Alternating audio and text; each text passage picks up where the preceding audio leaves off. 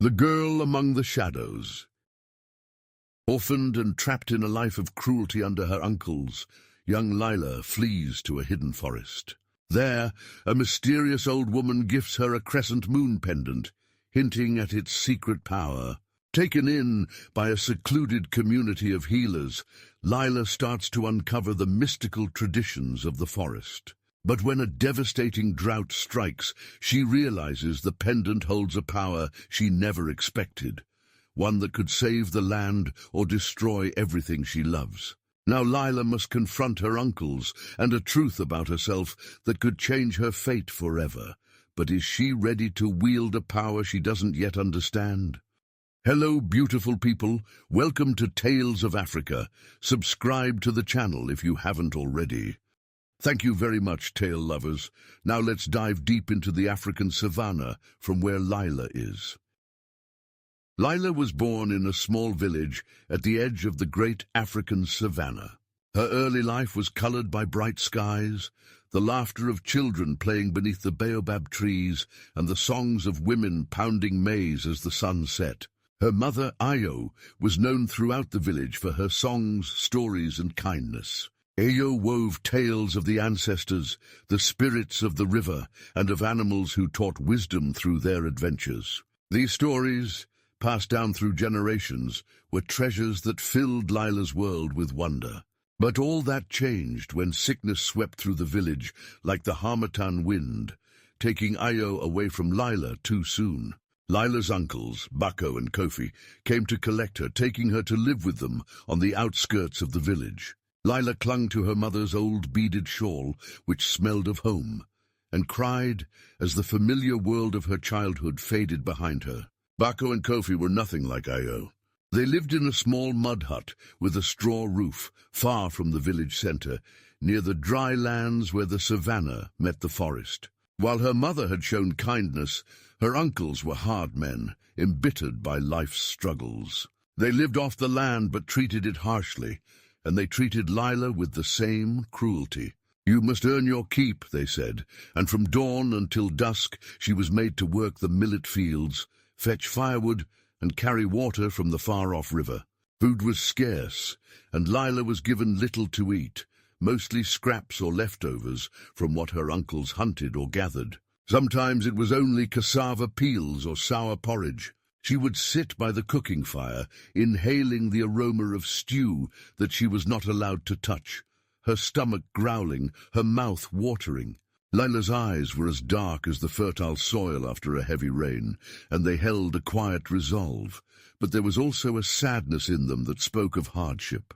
Nights were even more difficult. The uncles, angered by hunger and drink, often sent her to sleep in a small wooden shelter near the goats. The nights were cold and damp, and she would shiver as she lay on a thin mat, listening to the goats bleat and the wind howl. But even in those moments, Lila would look up at the stars, which seemed to hang so close that they whispered to her.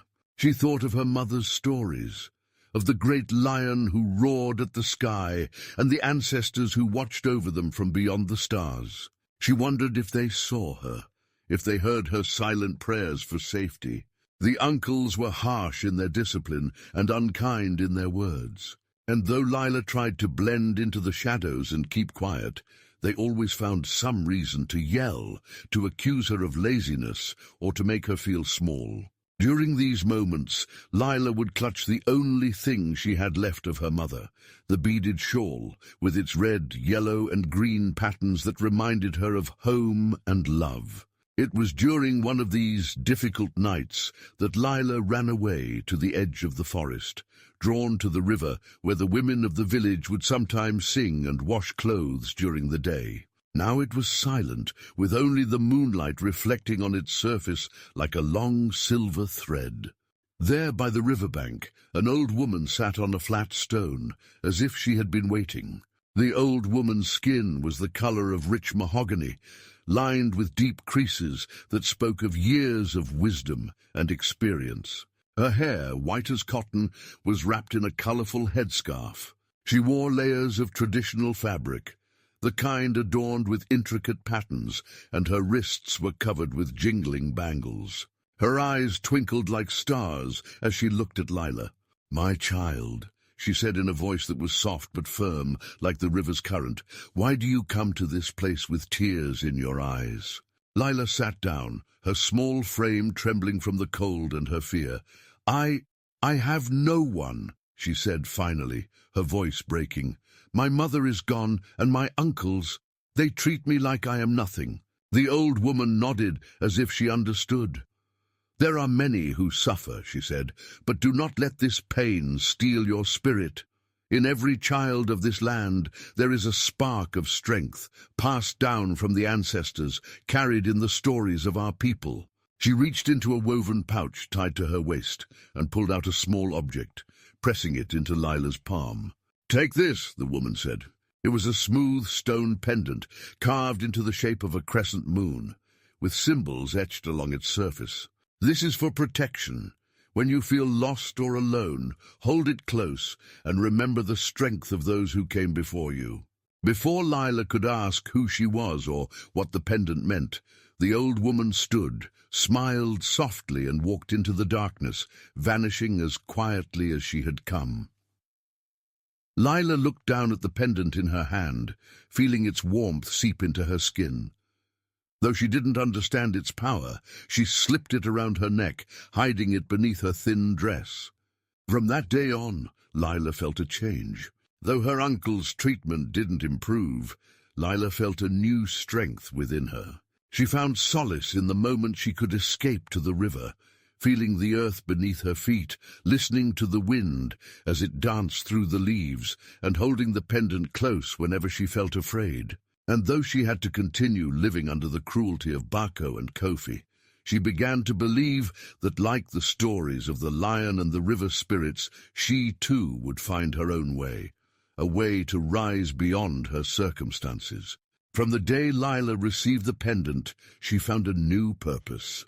She would visit the river whenever she could, hoping to see the old woman again, but she never did. The riverbanks were quiet, the breeze carried the scents of wild sage and acacia blossoms, and Lila felt at home among the trees and the birds that sang their morning songs. Her days were long and full of hard work, but Lila had learned to cherish the small acts of defiance that kept her spirit alive. Sometimes she would sneak small fruits from the uncle's garden, not enough for them to notice, but enough to fill her belly for a night.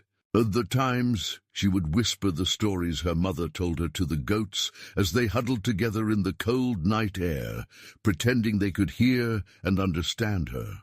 The pendant around her neck was always warm, a constant reminder that she was not alone, even when the world seemed dark. It gave her courage, and she needed all the courage she could muster on a stormy night when the uncles came back angrier than ever, their voices loud and slurred, their hands quick to push and pull. They sent her out into the rain, shouting that she was useless and unworthy.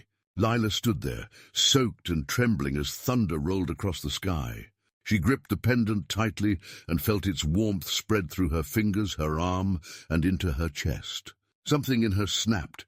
She would not let them treat her like this anymore. She stood up straighter, the rain pouring down her face, and walked back into the hut. She did not beg or plead. She simply stood her ground, looking her uncles in the eye for the first time, her face lit by the faint glow of the pendant hidden beneath her dress. "No more," Lila said, her voice steady, like the drumbeat of a warrior. The uncles roared with rage, but before they could reach her, Lila ran. She ran through the fields, her bare feet striking the earth, her breath mixing with the storm around her. She ran to the river, to the place she had come to see as her refuge, and there, standing beneath the great baobab tree, was the old woman once again. "Come, child," the woman said, her arms open, her face calm. "You are ready." As Lila approached, the pendant glowed brighter, casting a silver light over the river and the trees. The waters began to rise, but not with danger, with gentleness, as if they were reaching out to cradle her. Lila stepped into the river, feeling its cool embrace lift her from the ground. She felt her fear wash away, her pain dissolve into the current, and her heart opened to the whispers of the ancestors who had walked this land before her. When she opened her eyes again, she found herself in a lush forest where the air smelled of fresh rain and wildflowers. The old woman was there too, her face now aglow with youth and wisdom, surrounded by others who wore similar pendants and looked at Lila with warmth and understanding. "You are safe now," the woman said. "The river has brought you to a new home, where the strength of our people lives on, and where your journey can truly begin." Lila's heart filled with joy. She knew she had found her family, not by blood, but by spirit. And in this new place she would learn to heal, to grow, and to share her light with others who needed it, just as the old woman had shared it with her.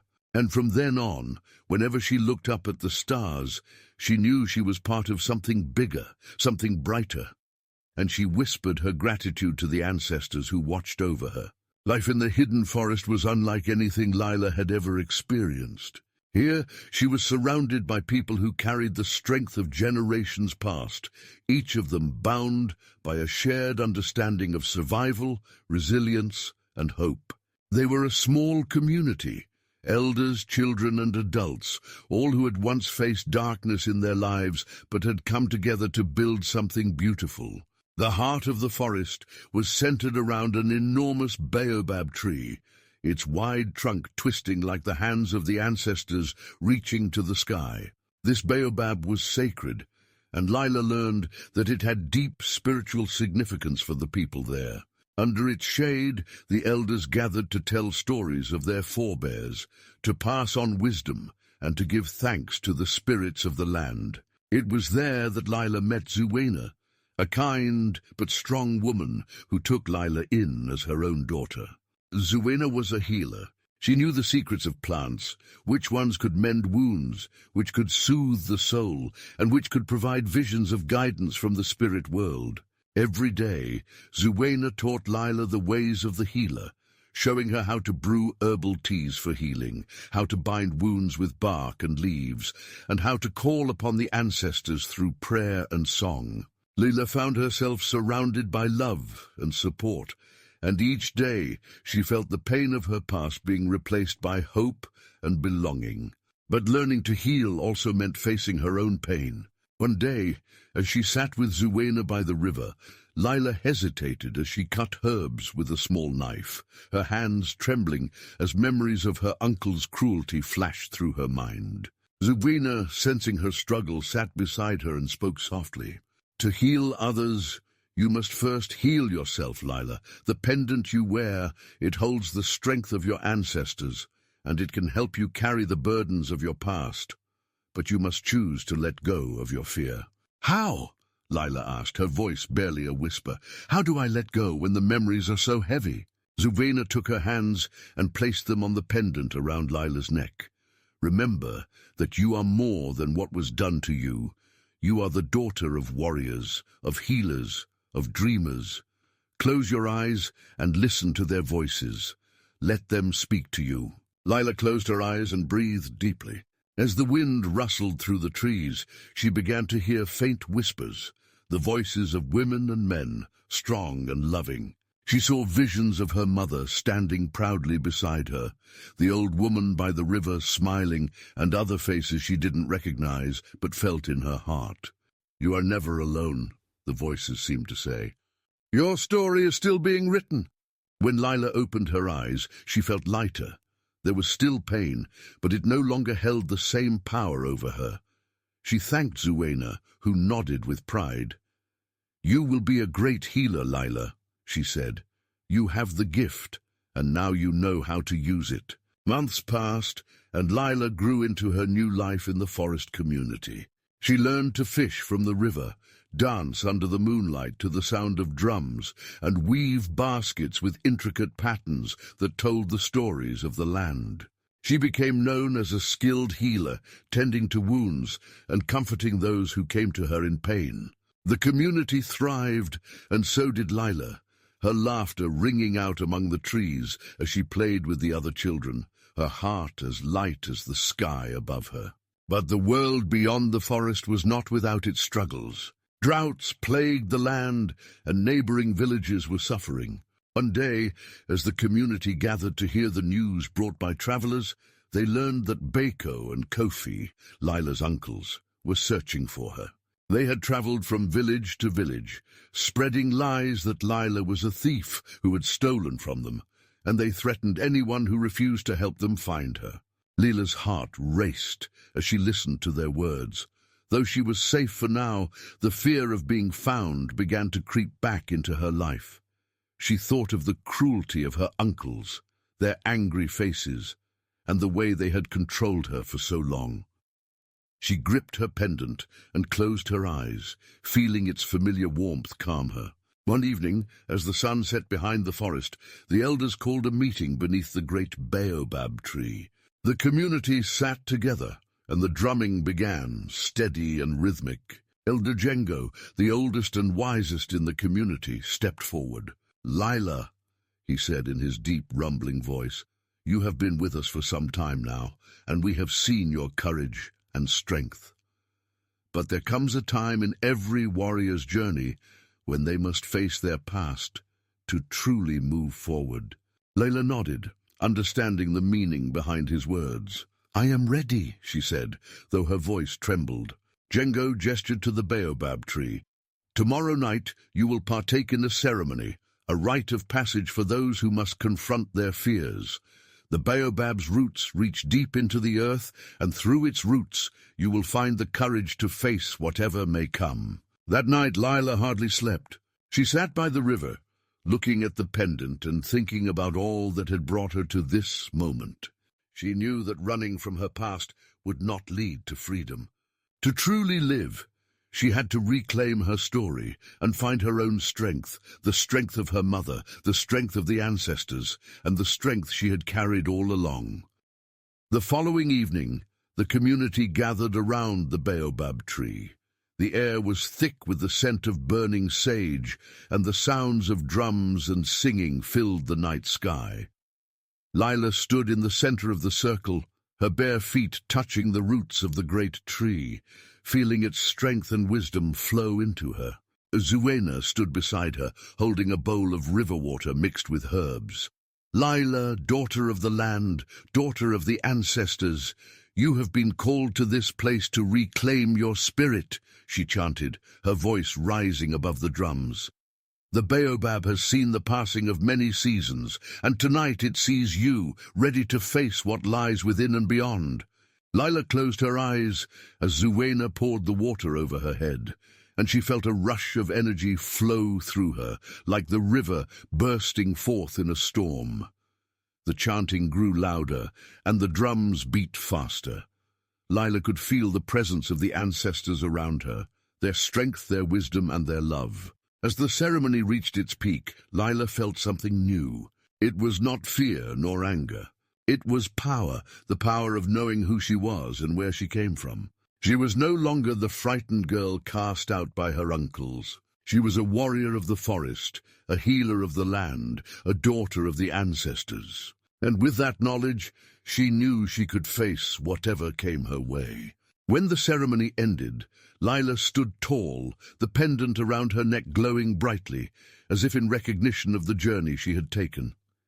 She looked around at the faces of those who had become her new family, Zuwena, Jengo, and all the others, and felt their strength surround her like a shield. Lila's journey was far from over, but now she was ready to face it, and as the first rays of dawn broke over the trees, she whispered a prayer to the ancestors, a vow to carry their light forward, wherever her path might lead. The night of the ceremony left Lila feeling powerful, connected to her roots and more certain of her purpose. But it also left her with a deep understanding that her past could no longer be left behind. She had to confront it to truly move forward. The ceremony had awakened not only the strength of her ancestors, but also the courage to face the storm that was brewing outside the safety of the hidden forest. The elders gathered the next morning to discuss the news about her uncles, Bako and Kofi, who had now reached villages closer to the hidden forest. Lila sat with Zuwena, listening to the whispers and concerned glances. "They will find us eventually, if we do not act first," said Elder Django. "The safety of our home is at risk." Lila's heart pounded in her chest. For months she had healed and learned to live without fear, but now the threat of her uncles seemed to hang like a dark cloud, threatening to undo everything she had built. "What can I do?" Lila asked, looking at Django. The elder's eyes were thoughtful as they met hers. "We must stop running from this shadow, child. This is your journey, but you do not walk it alone. The forest will stand with you, but you must face your uncles yourself. Confront the past and break its hold." Zuwena squeezed Lila's hand, and though Lila's stomach was tied in knots, she knew this was her time. "I will go to them," Lila said with a steady voice, surprising even herself. "I will confront them and show them that I am not the child they left in the rain. I have grown, and I am not afraid anymore." The next day, Lila prepared for her journey back to the village, the place she had once called home, and the last place she ever wished to return. Zuwena gave her a small pouch of herbs for protection, and Django offered a staff carved with the symbols of their people, an emblem of courage and guidance. Before leaving, Lila went to the river to collect herself. She dipped her hands in the water, letting its coolness settle her nerves, and whispered a prayer to the ancestors. "Grant me strength," she said. "Let my voice be loud, my heart be strong, and my light be brighter than any shadow." She set out at dawn, the sun rising behind her as she walked the familiar path from the hidden forest to the village. The air was warm, the savannah stretched before her like a golden sea, and the birds sang of freedom and change. Though the journey took a full day, Lila walked with confidence, the pendant around her neck glowing softly, as if to remind her that the ancestors were with her every step of the way. When she finally reached the village outskirts, the sights and sounds felt both familiar and strange. She saw women pounding yams, children chasing goats, and men returning from their fields with weary faces. It was just as she remembered, and yet Lila felt different, as though she was seeing it through new eyes. She was no longer a scared little girl. She was Lila, a healer, a warrior, a daughter of the ancestors. As she reached the hut where her uncles lived, she paused. Her hands trembled slightly, and she felt a knot in her throat. But then she took a deep breath, gripped her pendant tightly, and knocked on the door. The door creaked open, revealing Kofi's face, rough, worn, and hardened by the harshness of life. For a moment, he looked at her in shock, unable to place the young woman standing before him. But then his eyes narrowed with recognition. "You," he spat, grabbing her arm roughly. "Where have you been, girl? We've been searching for you. You ran from your family. You have shamed us." Bako appeared behind Kofi, his face twisted into a familiar sneer. "Back to steal from us again?" he taunted. "Well, you'll pay for what you've done one way or another." But Lila did not flinch. She pulled her arm free, stepping back to face both of them head-on. "No," she said, her voice firm and clear. "I'm not the child you threw into the rain, the girl you treated like nothing. I am not here to beg, and I am not afraid of you." The uncles' faces twisted with anger, but as they tried to grab her, Lila raised the staff Django had given her and struck it on the ground. The sound was like thunder, echoing through the hut. It was a sound that demanded to be heard, one that spoke of strength and power. The uncles recoiled, stumbling backward, suddenly unsure of themselves. "You will no longer have power over me," Lila continued, her voice filled with the strength of her ancestors. "You have shamed yourselves by your cruelty and your lies. I have found my family, a family who loves and protects me. You will not harm me again." The pendant around her neck began to glow fiercely, and the uncles, seeing the light in her eyes, shrank back in fear. They could see that Lila was not the powerless girl they had once controlled. She had become something else entirely, a warrior guided by love, protected by the spirits, and unbreakable in her resolve. Kofi and Bako were left speechless, their attempts to intimidate her falling flat. "Leave this place," Lila said finally. You have no power here. I forgive you for the pain you caused me, but I will not allow you to hurt me or anyone else ever again." The uncles, cowed and ashamed, slunk back into the shadows of their hut, muttering curses under their breath. But they did not come after her. They knew in their hearts that they had lost whatever control they once held. Lila stepped out of the hut and took a deep breath. The sky was clear, and the sun was setting over the savannah, casting golden hues over the land. The village people who had heard the confrontation gathered around, murmuring in wonder.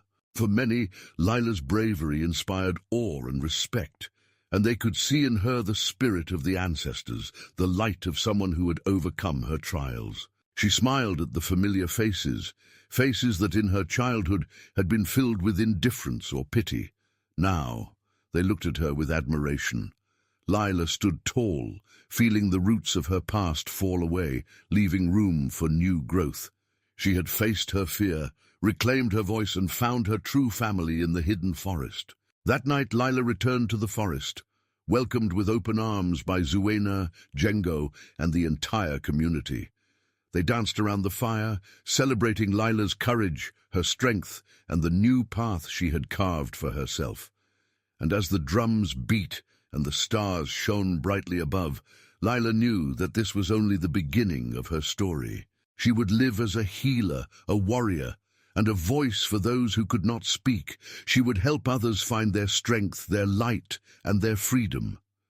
And wherever her journey led, she would walk forward with her head held high, guided by the ancestors and the whisper of the river that once saved her.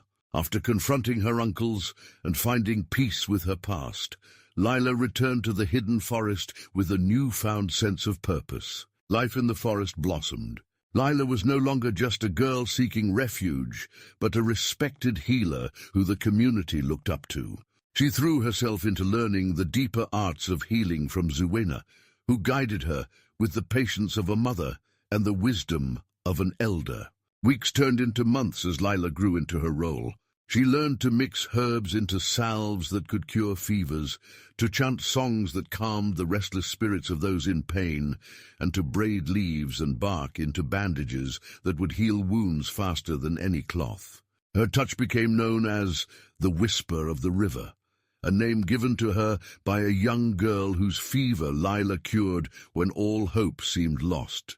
But as her reputation grew, so did her responsibilities. News of Lila's healing abilities spread beyond the hidden forest, and travelers from far and wide began to make their way to the community, seeking help. At first, the people welcomed the visitors warmly, grateful for the chance to spread their healing arts to those in need. However, the increase in visitors brought its own challenges.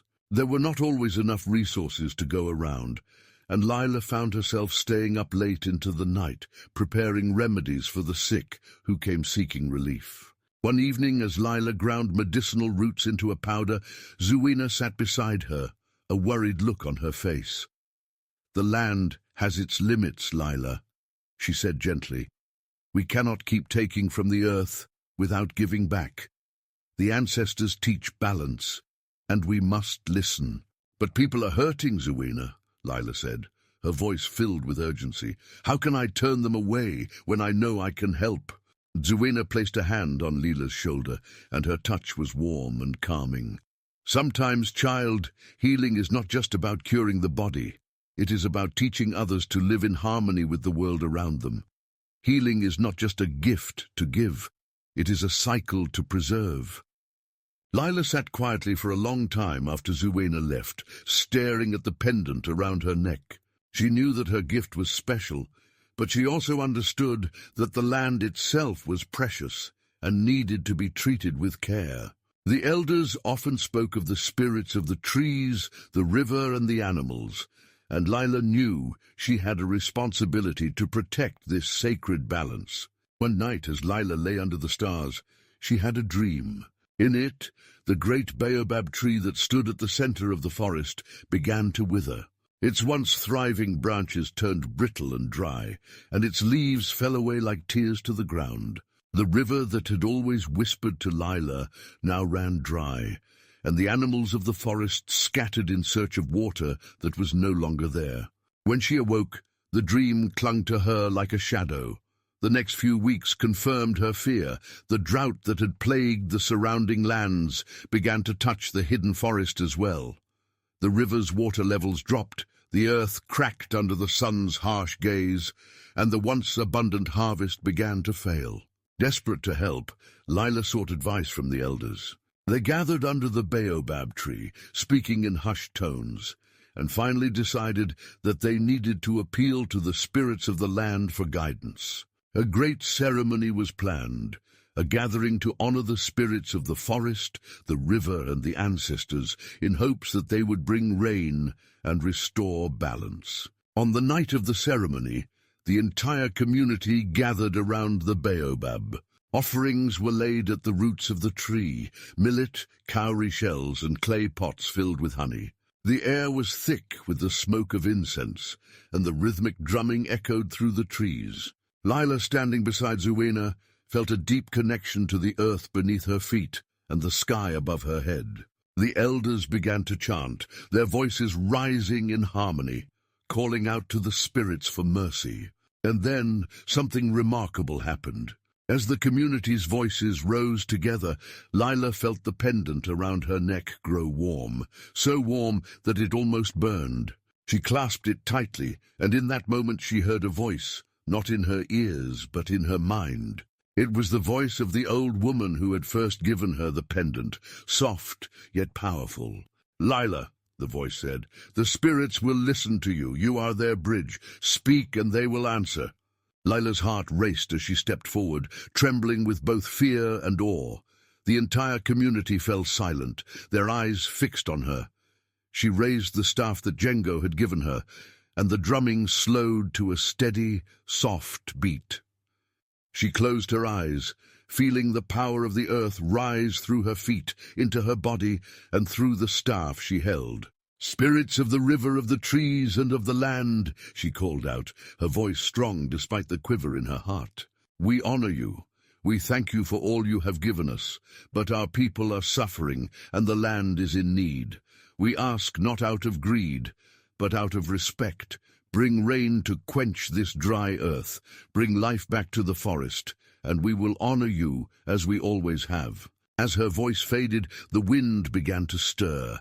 It started as a gentle breeze, but then grew stronger, rustling the leaves of the baobab and the branches of the trees. The sky, which had been clear just moments before, grew dark with heavy clouds. And then, as if the heavens had opened in response to her plea, the rain began to fall. It was not a gentle drizzle, but a downpour, a torrent of life-giving water that soaked the earth, filled the river, and quenched the thirst of the land. The community cheered and danced in the rain, their faces lifted to the sky in gratitude. Lila stood still, feeling the cool drops on her skin, and knew that this was more than just a blessing. It was a sign. The spirits had listened, and they had spoken through her. After the rain, life returned to the forest. The river swelled with fresh water, the trees grew green and full, and the harvest began to thrive once again. Lila's role as a healer expanded. She not only cared for the people's physical needs, but taught them to live in balance with the land. She shared the importance of offering thanks to the spirits, planting trees after harvesting wood, and taking only what was needed. The community honored her as the keeper of the balance, a role that came with great respect but also great responsibility.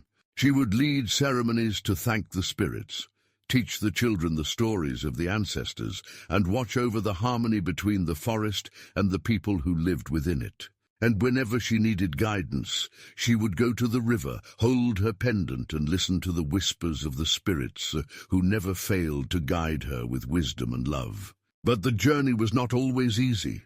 There were still challenges to face, both from within the community and from those outside who sought to disrupt the balance they had worked so hard to protect.